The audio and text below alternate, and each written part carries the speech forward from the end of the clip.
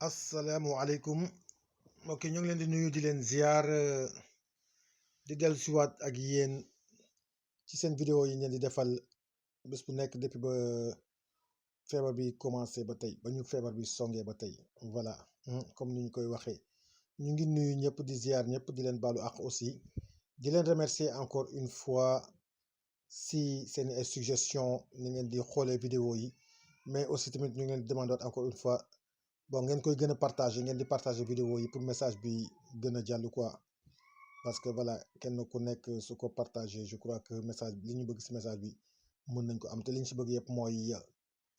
sensibiliser surtout suñu ay population voilà voilà démb ñoo ngi jeexalee woon par exemple si suñu comportement par rapport avec la nature voilà bon je crois que liñ si wax am na ñu ko dégg on espère que message bi dina gën a jàll mais au fait ñu ñëpp kenn ku nekk gën si bàyyi xel rek parce que nature bi moom maanaam ak suñu ay comportement liñ ci mën wax mën na gudd lool mais dañuy del si waat toujours si suñu but mooy sensibiliser mais surtout waa Sénégal comme ni ñu koy waxee toujours par rapport à la situation actuelle quoi bon c'est vrai dans l'actualité nous avons vu que il y a des violences policières au Sénégal. Bon, c'est vrai que c'est désolant.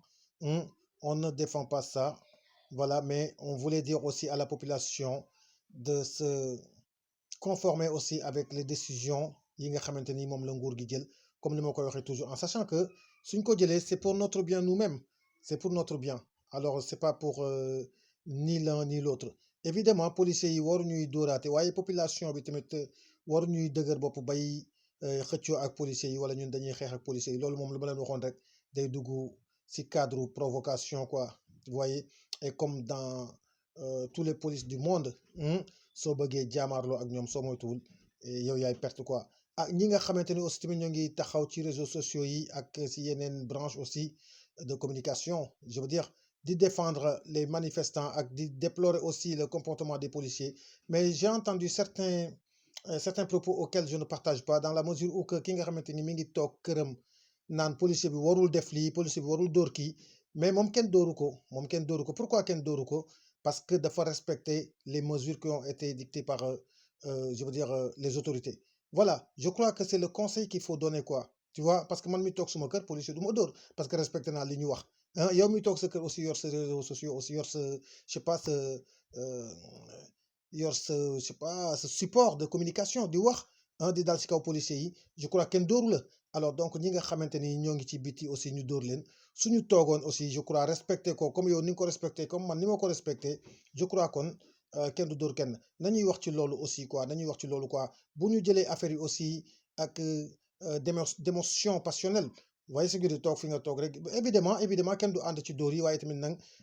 mieux vaut ñu dóor benn nit mu gaañu que benn nit boobu dem contaminer feebar bi 50 à 100 personnes alors là boobu su boobaa foofu lay gën a méttee quoi voilà il faut qu'on mesure les choses à leur juste place quoi je veux dire voilà kon donc ce que je conseille à tous mes compatriotes sénégalais mooy ñu respecter les mesures yi nga xamante ni moom la nguur gi jël pour défendre ñu ñun ñëpp quoi mais su ma waxee suma compatriotes waxuma les manifestants waxuma je veux dire ñi nga xamante ni respecté wuñu les normes du couvre-feu seulement mais d'une manière générale bàyyi wuñu kenn lépp li nga xamante ni wax nañu nañ ko bàyyi fépp fi nga xamante ni nee nañ ko moytu mais na ci ñëpp ànd te xam ni pour bien wu ñëpp la quoi loolu tamit bëgg naa ñu bàyyi ci xel bu baax a baax et di waxaat encore état bi tamit xam nga communication bi ak sensibilisation bi na gën a jàll parce que évidemment nous avons vu aussi des images yoo xamante ni franchement aussi du du duñ ko rafetlu dans la mesure où que voilà ñi nga xam dañuy jógee en centre ville war dem ci banlieue bi di dox bon di wala ñuy daw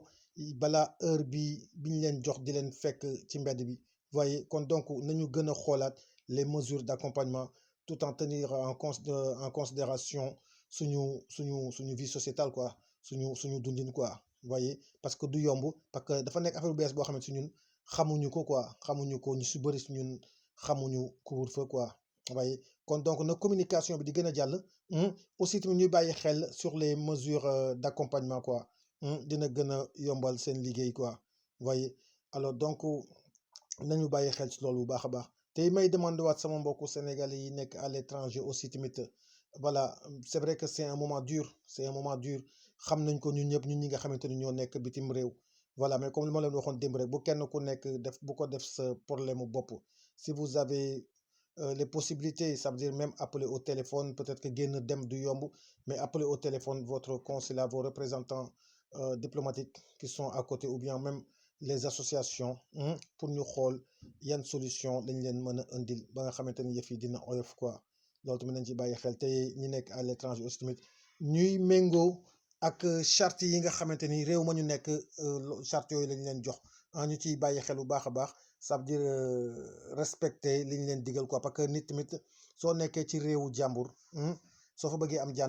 jàmm ak salaam da ngay respecter ñoom nañuy doxee soo fa nekkee seen biir ngay doxee comme nañuy doxee voilà waa Sénégal nag nañu gën a def attention te xam ni affaire bi métti bi day soog a commencer